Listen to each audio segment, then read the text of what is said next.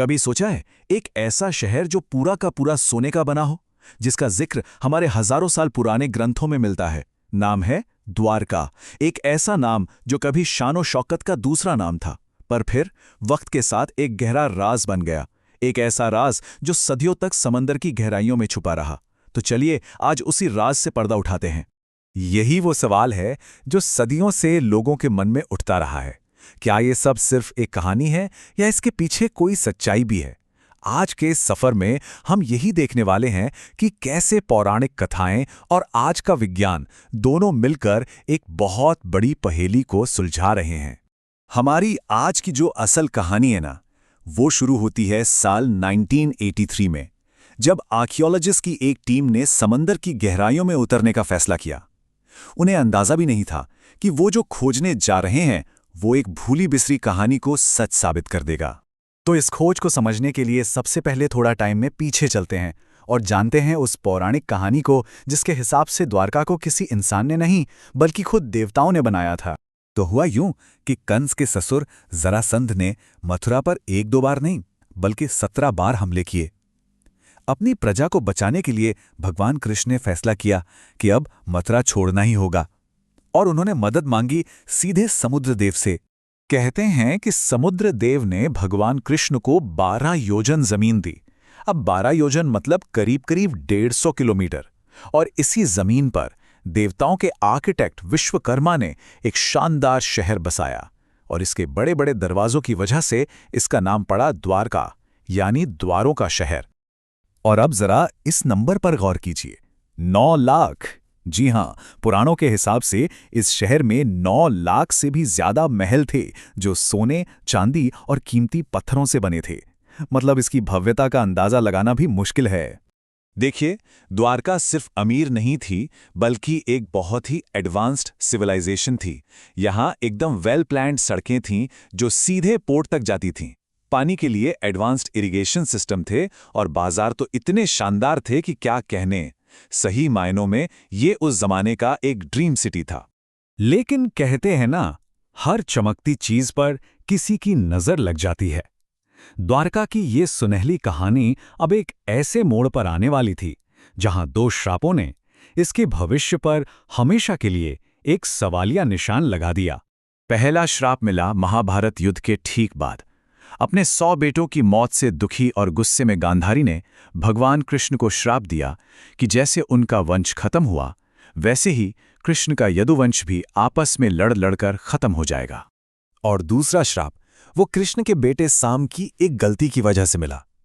साम ने मजाक मजाक में एक गर्भवती महिला का रूप धरकर ऋषियों का अपमान कर दिया। तो ऋषियों ने गुस्से में उसे श्राप दिया कि वो एक ऐसे लोहे के मूसल को जन्म देगा जो पूरे यदुवंश के विनाश की वजह बनेगा। और फिर एक एक करके ये श्राप सच होने लगे। उस लोहे के मूसल को पीसकर समुद्र में तो फेंक दिया गया, लेकिन उसका एक टुकड़ा एक मछली ने निगल लिया। वो टुकड़ा मिला एक शिकारी को, जिसने उससे एक तीर बना लिया। कुछ ही समय में यदुवंश ने नशे और घमंड में एक दूसरे को ही मार डाला, और आखिर में उसी शिकारी के तीर से भगवान कृष्ण ने भी अपनी देह त्याग दी। और जैसे ही भगवान कृष्ण इस दुनिया से गए, समुद्र ने अपनी दी हुई जमीन वापस ले ली।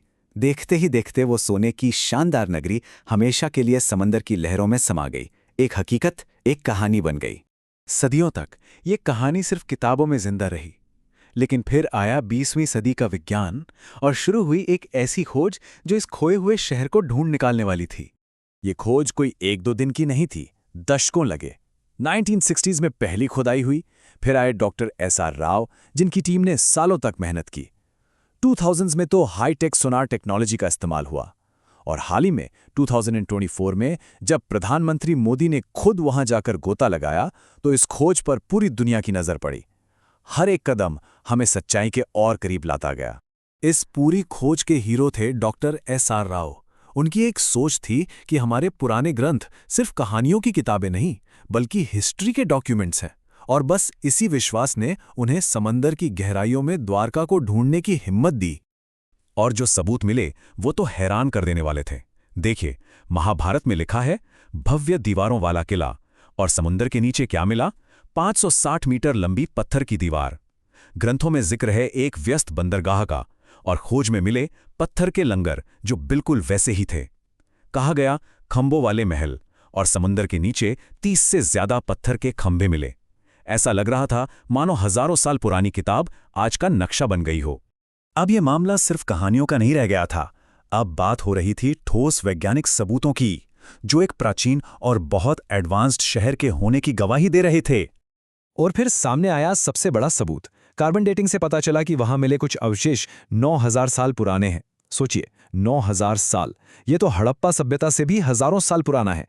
इस एक खोज ने भारत के इतिहास को देखने का पूरा नजरिया ही बदल दिया। ये चार्ट हमें बताता है कि यहाँ एक बहुत लंबे समय तक लोग बसे हुए थे। कुछ चीजें 9000 साल पुरानी हैं, कुछ द्वापर युग के समय की यानी 5000 साल पुरानी, और जो ज्यादातर ढांचे मिले हैं वो करीब 3500 साल पुराने हैं। तो अब सवाल ये है कि इतना बड़ा शहर आखिर डूबा कैसे? खैर, इसका जवाब भी विज्ञान देता है। जियोलॉजिकल डेटा ये बताता है कि उस जमाने में समुद्र का लेवल बहुत तेजी से बढ़ा था, और ये बात पुराणों में लिखी बात से बिल्कुल मेल खाती है कि समुद्र ने अपनी दी हुई जमीन वापस ले ली। सोनार मैपिंग से एक और दिलचस्प बात पता चली। ये शहर किसी एक दिन में अचानक नहीं डूबा। ऐसा लगता है कि ये धीरे धीरे हुआ। जैसे जैसे समुद्र का पानी बढ़ता गया, लोग शायद अपनी बस्तियों को और पीछे जमीन की तरफ ले जाते रहे। तो आखिर में हम क्या कह सकते हैं? सबूत तो यही कहते हैं कि द्वारिका अब सिर्फ एक कहानी नहीं है, ये एक असली खोया हुआ शहर है, एक एडवांस सिविलाइजेशन जिसकी डूबने की कहानी को विज्ञान और शास्त्र दोनों सही मानते हैं। इस खोज ने यह साबित कर दिया है कि कभी-कभी हमारे सबसे पुरानी कहानियों में ही सबसे बड़ी सच्चाई छिपी होती है। द्वारका की ये खोज हमें ये सोचने पर मजबूर करती है कि इतिहास, विश्वास और विज्ञान के बीच की जो लकीर है वो कितनी बारीक है। शायद हजारों सालों से द्वारका समंदर की गहराइयों में इसी पल का इंतजार कर रही थी, हमें ये याद दिलाने के लिए कि कुछ कहानियां कभी खत्म नहीं होती, वो बस फिर से जगाए जाने का इंतजार करती हैं।